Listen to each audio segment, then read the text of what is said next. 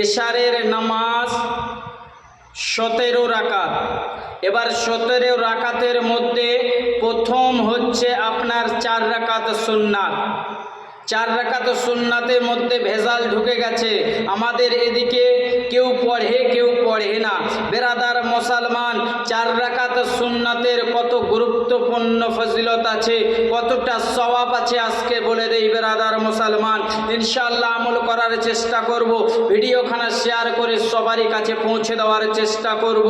বেরাদার 4 রাকাত সুন্নাত যদি আমি আদায় করি এশারের ফরজ নামাজের আগে, বেরাদার মুসলমান, শবে কদর রাতের যতগুলো ইবাদতের সওয়াব হয় সমস্ত সওয়াবের পরিমাণ সওয়াব আপনার ওই 4 রাকাত সুন্নাত নামাজে পড়াতেই আল্লাহ তাআলা আপনার আমলনামায় লিপিবদ্ধ করবে।